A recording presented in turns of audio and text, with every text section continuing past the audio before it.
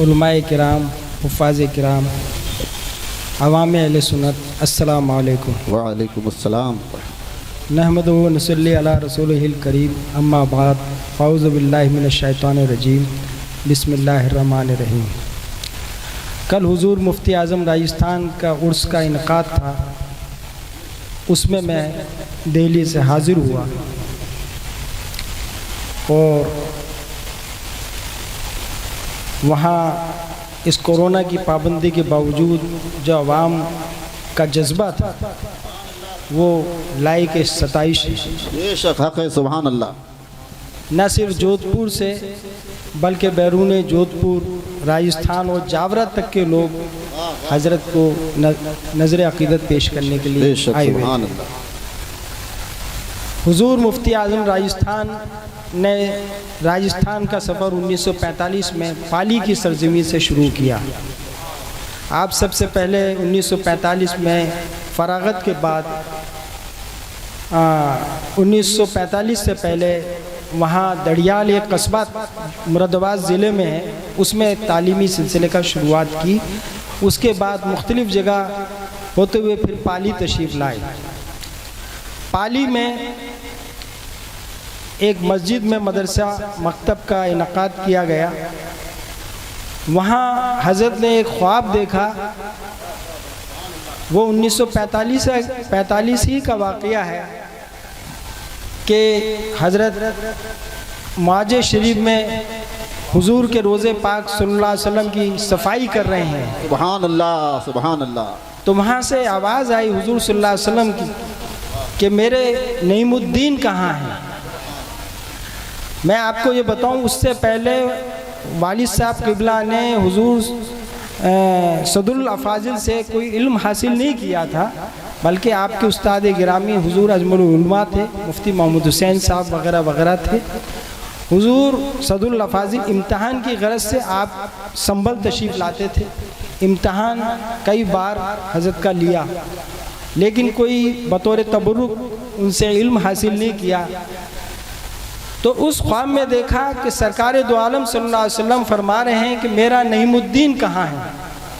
आपने पीछे मुड़कर देखा तो एक अवाम का मजमा खड़ा था। बाज़ लोगों को पहचानते थे और अक्सर को नहीं पहचानते थे। बड़ा ही वालिद साहब कहते हैं कि ये मेरी ज़िंदगी का बड़ा यादगार ख्वाब था। जब सुबह आँख खुली फजर की नमाज़ पढ़ने के बाद, उस ज़माने में ना तो आज की तरह टेलीफोन के राब्ते थे, ना कम्युनिकेशन के राब्ते थे। तो आपने ख़त लिखा, हुजूर सदरुल अफ़ाज़िल उस वक्त हयात थे और पूरी रुईदाद आपने ख़त में लिखी। तो सदरुल अफ़ाज़िल का जवाब आया बाद में कि मौलाना अशफाक मुबारक हो, अल्लाह ताला आपसे दीन का बहुत बड़ा काम लेगा।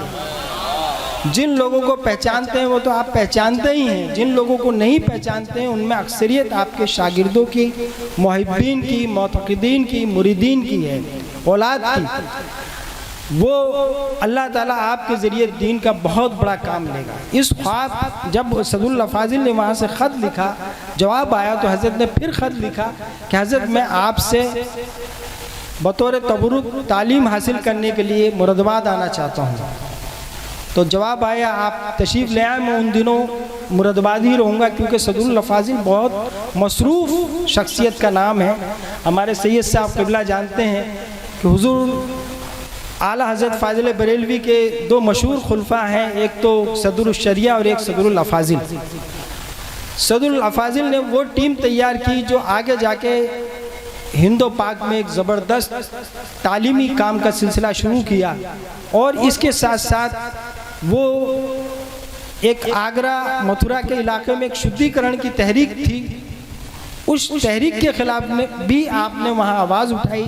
जो बदकिस्मत मुसलमान हिंदू हो गए थे आर्यों के प्रोपेगेंडे की वजह से, उन लोगों में जाकर इस्लाम का सही पैगाम पहुँचाया और उन्हें वापस मुसलमान किया। बहुत ही मसरूफ़ शख्सियत का नाम सदरुल अफ़ाज़िल था और आप बेहतरीन मुक़र्रिर थे, बेहतरीन मुसन्निफ़ थे। आला हज़रत फ़ाज़िल बरेलवी ने जो कंज़ुल ईमान का तर्जुमा किया है तो उसकी तफसीर हुजूर सदरुल अफाजिल ने की है। तो जब आप वहाँ गए, पूरे ख्वाब पहले ही जिक्र कर चुके थे ख़त के ज़रिए, तो सदरुल अफाजिल से अर्ज़ की, सदरुल अफाजिल उस दिन ख्वाब के बाद मेरी अक़ीदत आपसे पहले से थी, लेकिन उस ख्वाब के बाद मेरी अक़ीदत कई गुना आपसे बढ़ गई है कि सरकार जिसका नाम ले लें तो उसकी तो महराज हो जाती है सल्लल्लाहु अलैहि वसल्लम। तो सदरुल अफाजिल से बतौर तबरुक इल्म हासिल किया और उसके बाद फिर पाली तशरीफ़ ले आए। 1947 तक पाली रहे। सितंबर 1947 में जब हिंदुस्तान पाकिस्तान 15 अगस्त को आज़ाद हुए थे, उसके बाद जो हिंदुस्तान वगैरह में बहरान था, तो उससे बददिल होकर आप फिर दोबारा से अपने वतन चले गए और हालात बड़े नागुफ्ता बे थे, आप तो खुद जानते ही हैं। फिर अमन होने के बाद 1948 में फिर पाली आई।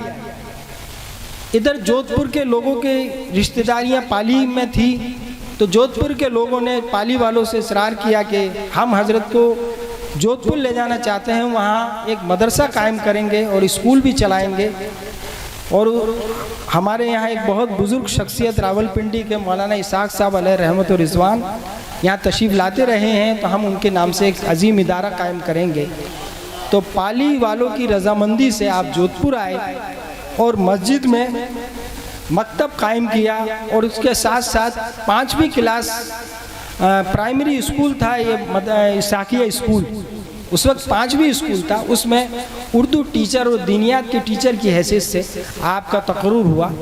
और रफ्ता रफ्ता वो स्कूल भी प्राइमरी से मिडल और मिडल से हाई स्कूल होता चला गया, और आपने भी मकतब से मदरसे की बुनियाद रखी। 1955-56 में जब बहुत हालात नागुफ्ता बे थे, सैयद साहब और हमारे उलमाए किराम और पुराने बुजुर्ग जानते हैं कि एक एक रुपये 50-50 पैसे से दारुल मिसाकिया का चंदा इकट्ठा किया जाता था, और उस वक्त हजरत की तनख्वाह भी पूरी नहीं हो पाती थी, यानी इतना ताउन की कमी थी कि पूरी तनख्वाह भी नहीं हो पाती थी। 1955-56 में हुजूर मुफ्ती आज़म हिंद और हुजूर मुहद्दिस आज़म हिंद जब जोधपुर तशरीफ़ लाए, तो इसाकिया के मैदान में, जो आपने देखा होगा आज इसाकिया का मैदान है, वहाँ ये हजरात बैठे हुए थे। हजरत ने अरीज़ा पेश किया, आप हमारे बुज़ुर्ग हैं, आप हमें मशवरा दीजिए, हुक्म फरमाएँ, मेरी यहाँ गुज़र बसर भी नहीं होता, आप हमें हुक्म फरमाएँ, यहाँ के अलावा मैं कहीं और चला जाऊँ। तो हुजूर मुहद्दिस आज़म हिंद और हुजूर मुफ्ती आज़म हिंद चूँकि वली थे, वो तो पहचान लेते थे, आने वाले वक्त को देख लिया करते थे। तो मुहद्दिस आज़म हिंद ने आसमान की तरफ देखा और कुछ देर जो उनका मखसूस अंदाज था, दुआ की, और फिर कहा कि मौलाना अशफाक आप यहाँ रहिए, मेरा हुक्म है, इस इदारे का मुस्तकबिल बहुत ताबनाक है, शानदार है, मैं हुक्म देता हूँ इंशाअल्लाह ये इदारा दिन दूनी रात चौगनी तरक्की करेगा। सुभान अल्लाह, सुभान अल्लाह। उसके बाद वालिद साहब ये कहते हैं कि मुझे ऐसा हौसला मिला और मदरसे ने वो तरक्की की कि फिर कभी मैंने पीछे मुड़कर नहीं देखा, और अल्हम्दुलिल्लाह ऐसे अहबाब, ऐसी टीम मिल गई कि मदरसे को दिन दूनी रात चौगनी तरक्की होती चली गई।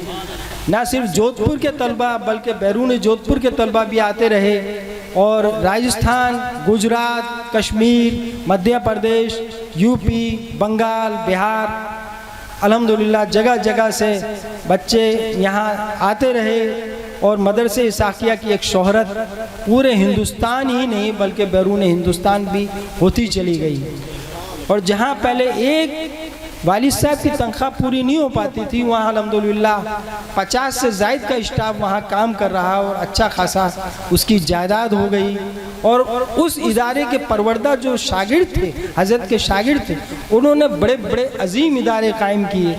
आपने सुना होगा दारुल फैज़ान अशरफ, दारुल फैज़ान अशफाक, दारुल सुल्तानुल हिंद, रज़ा दारुल भिलवाड़ा वगैरह वगैरह, एक बहुत लंबी फहरिस्त है। तो अल्हम्दुलिल्लाह सुन्नियत का वो काम हुआ जो आपके सामने है। हज़रत की ज़िंदगी बहुत सादा थी, बारहा मैंने मुशाहिदा किया। हज़रत मुझे बार बार तलकीन किया करते थे कि बेटे रिज़्क़े हलाल खाओ और अपने बच्चों को रिज़्क़े हलाल की कमाई खिलाओ। नमाज पढ़ो और ज़कात एक एक पैसे की दो, हिसाब लगा कर दो। उन्होंने तरीका बताया। हम बहुत कलील रकम लेकर दिल्ली आए थे। शायद दिल्ली वालों से अगर हम उस वक्त ये कह देते कि हमारे पास इतनी रकम है, तो दिल्ली वाले ये कहते कि आप संभल ही जाइए, वहाँ एक छोटी सी दुकान खोल लीजिए। लेकिन अल्लाह ने भरम बाकी रखा। ये बुज़ुर्गों का फैज़ था। हुजूर फारूक आज़म की निस्बत से हमने वो इदारा कायम किया। हुजूर फारूक आज़म रज़ियल्लाहु अन्हु वो शख्सियत है कि जिनके दौर में कैसर व किसरा, जिसे रोमन अम्पायर और पर्शियन अम्पायर कहते हैं, वो सब सरेंडर हो गई और दुनिया के एक बड़े हिस्से पर उस वक्त इस्लामी फतुहात का सिलसिला जारी और सारी था। तो हमने उसी से मुतासिर होकर अपने फारूकिया बुक डिपो का नाम हुजूर फारूक आज़म के नाम से मंसूब किया, क्योंकि जिस तरह से वो फतवात हुई, हम भी ये चाहते थे कि अहले सुन्नत की इशाअत भी दिल्ली में इसी अंदाज की हो। उससे पहले अहले सुन्नत की इशाअत ना होने के बराबर थी। ये बिल्कुल मेरा मुशाहिदा है। हमसे पहले एक मकतब जामिनूर था या हम थे। हमारा सुन्नी लिटरेचर भी फराम नहीं हो पाता था और माली वसाइल की कमी की वजह से हमारे सुन्नी मदरसे भी किताबें नहीं ख़रीद पाते थे। उस वक्त दरसियात जो हमारे मदारिस में पढ़ाई जाती हैं वो सब देवबंद उसको छापता था।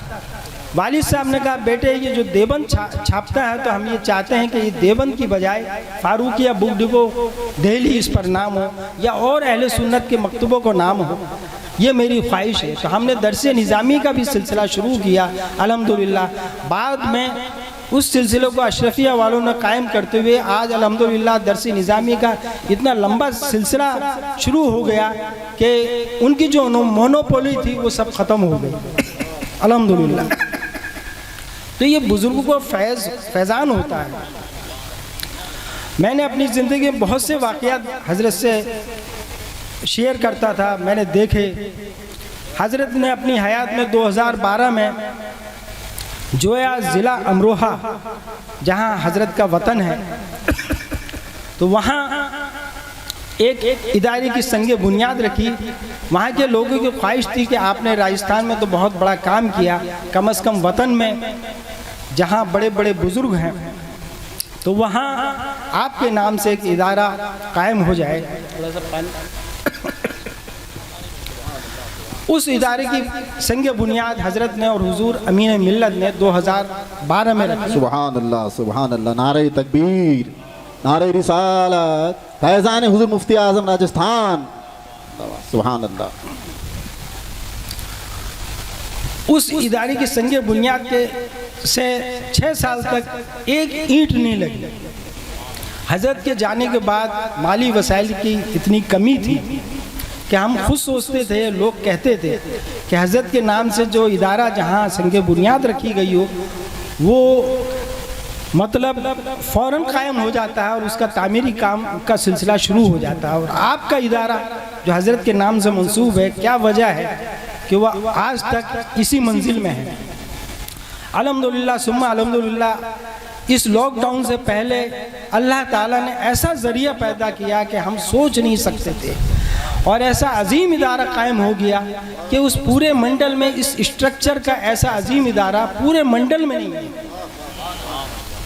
जबकि बड़े बड़े इदारे मौजूद हैं, हमारे सैयद साहब तशरीफ़ ले गए, लेकिन इस स्ट्रक्चर का पूरे मंडल में इदारा नहीं है। और अब हमारा यही प्रोग्राम है कि आने वाले वक्त में उस इदारे से इस तरह की तालीम का सिलसिला शुरू करें ताकि पूरे हिंदुस्तान के लोग वहाँ दीनी तालीम हासिल करने के लोग आएँ। जिस तरह से इसाक़िया, वो भी इसाक़िया ही की तरह हज़रत का एक लगाया हुआ बाग है, अल्लाह ताला उसको दिन दूनी रात चौगनी तरक्की अता फरमाए।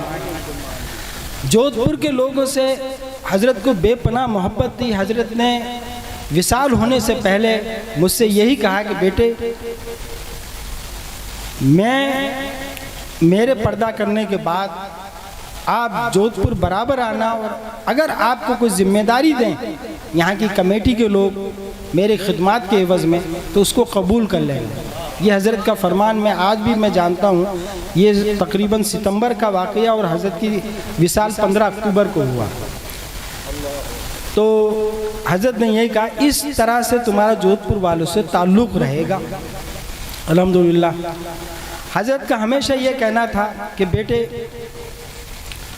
औलिया किराम, सूफिया किराम से रब्ता रखना। हमारे सैयद साहब जानते हैं, हज़रत सादात किराम से बेपनाह मोहब्बत करते थे, सादात किराम का अदब करते थे और उनको इज़्ज़त देते थे। हमेशा उनकी सरपरस्ती में इस साक़े को चलाया। हुज़ूर मुज़फ़्फ़र मियाँ अलैहि रहमत व रिज़वान ने, जो इस इदारे के मोहसिन हैं, उन्होंने हज़रत के साथ 1955-56 में साइकिल पर बैठकर घर घर चंदा किया, 1-1 रुपये 50-50 पैसे। तो हम इन कछोचे के हजरात को कैसे फरामोश कर सकते हैं? ये तो हमारे मोहसिनीन में से एक है। तो हज़रत कहते थे कि सूफिया किराम से वाबस्ता रहना, सूफिया किराम जिनकी वजह से ये इस्लामी दौलत हमें हिंदुस्तान में मिली है, ये सूफिया किराम ही की बदौलत है, इसमें कोई शक नहीं। चाहे हुजूर ख्वाजा गरीब नवाज़ अलैहि रहमत व रिज़वान हो, हुजूर महबूब इलाही हो, हुजूर मखदूम पाक हो, हुजूर साबिर पिया हो, हुजूर बाबा फरीदुद्दीन गंशकर हो, इन्होंने इस्लाम की तबलीग की और करोड़ों लोगों को हुजूर ख्वाजा गरीब नवाज़ ने हिंदू से मुसलमान किया और इस्लाम की दाग बेल डाली। और ये सिलसिला तकरीबन 800-900 साल से यहाँ कायम है।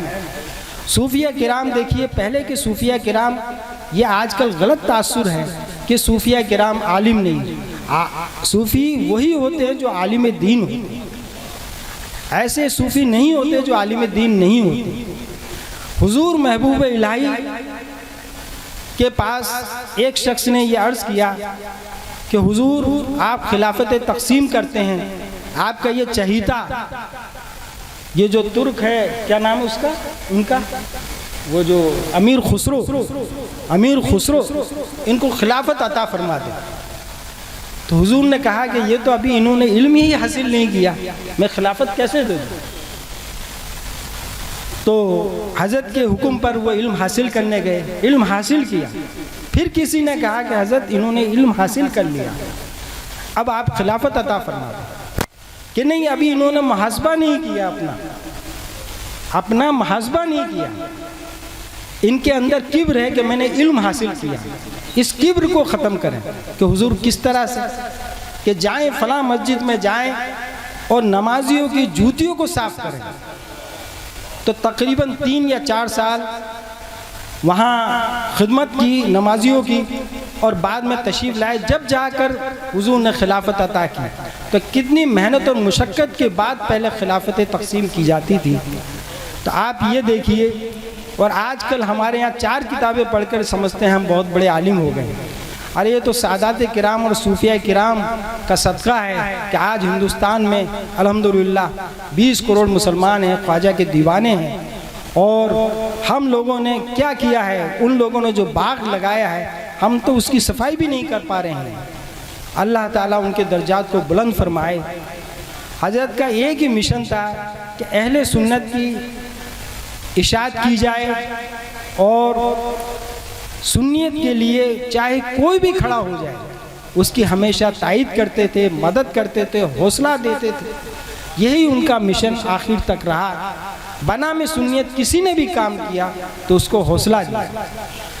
हमारी और आपकी यही दुआ है कि अल्लाह ताला हुजूर मुफ्ती आज़म राजस्थान के दर्जात को बुलंद फरमाए और उनके मिशन पर हमें चलने की तौफीक अता फरमाए। अस्सलाम वालेकुम। सुभान अल्लाह।